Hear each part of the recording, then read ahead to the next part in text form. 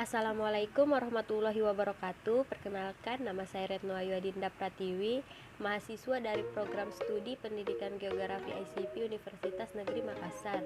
Pada video kali ini, saya akan memaparkan atau menjelaskan beberapa hal mengenai profesionalisme guru. Selamat menyaksikan.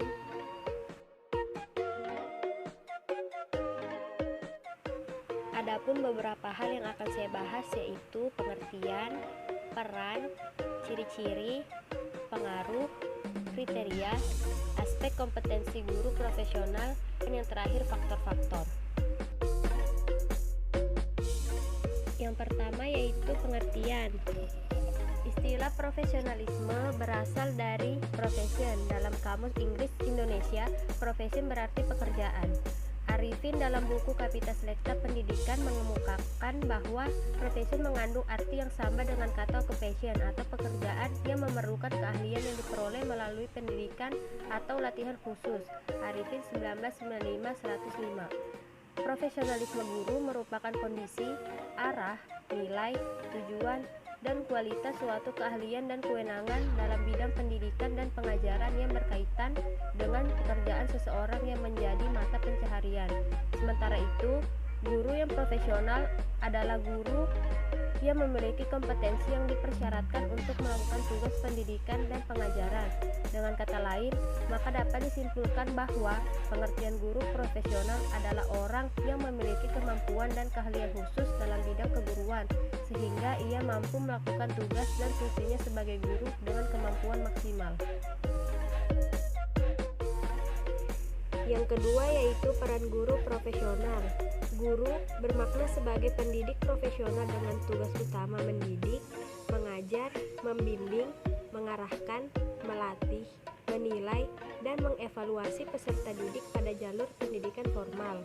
Sejalan dengan itu, guru memiliki peran yang bersifat multifungsi, lebih dari sekedar yang tertuang pada produk hukum tentang guru, seperti Undang-Undang Nomor 14 Tahun 2005 tentang guru dan dosen, dan PP Nomor 74 tentang guru. Mujtahid 2010 mengemukakan bahwa guru berperan sebagai perancang, penggerak, evaluator, dan motivator. Berikutnya yang ketiga yaitu ciri-ciri guru profesional. Berikut beberapa ciri guru yang profesional yang mungkin dapat menjadi patokan bagi Anda para guru untuk mengembangkan diri sehingga benar-benar profesional. Pertama, selalu punya energi untuk siswanya. Yang kedua, punya tujuan jelas untuk pembelajaran. Tiga, punya keterampilan mendisiplinkan yang efektif. Empat, punya keterampilan manajemen kelas yang baik. 5. Bisa berkomunikasi dengan baik kepada orang tua. 6. Punya harapan yang tinggi kepada siswanya. 7. Pengetahuan tentang kurikulum. 8. Pengetahuan tentang subjek yang diajarkan. 9. Selalu memberikan yang terbaik untuk anak-anak dan proses pengajaran. Dan yang ke-10, punya hubungan yang berkualitas dengan siswa. Berikutnya yang keempat yaitu pengaruh guru profesional. Seorang guru dikatakan profesional apabila mampu menciptakan proses belajar mengajar yang berkualitas dan mendatangkan keberhasilan belajar yang diukur dengan kompetensi kelulusan yang dicapai peserta didik.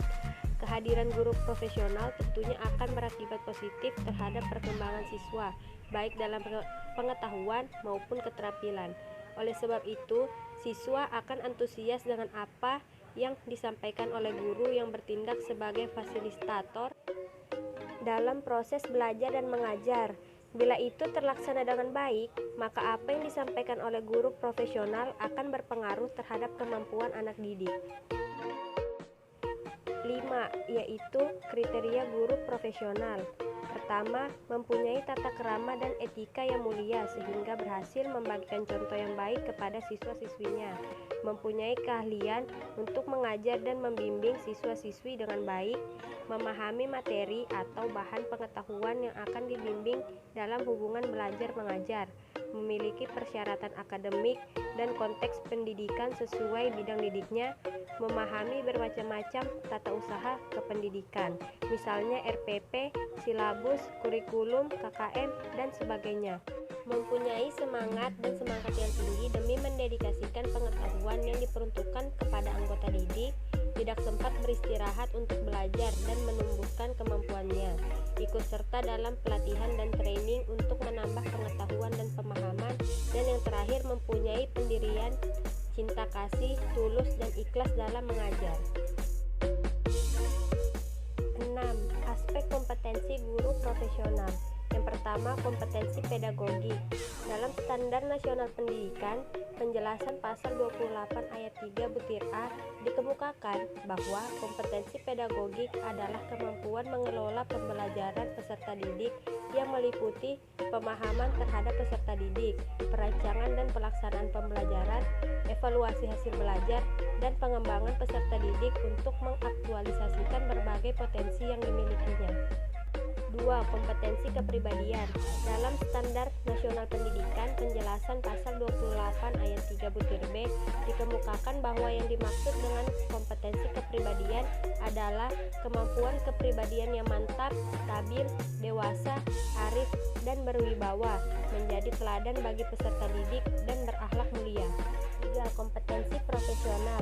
Dalam Standar Nasional Pendidikan, penjelasan pasal 28 ayat 3 butir C dikemukakan bahwa yang dimaksud kompetensi profesional adalah kemampuan penguasaan materi pembelajaran secara luas dan mendalam yang memungkinkan membimbing peserta didik memenuhi standar kompetensi yang ditetapkan dalam Standar Nasional Pendidikan.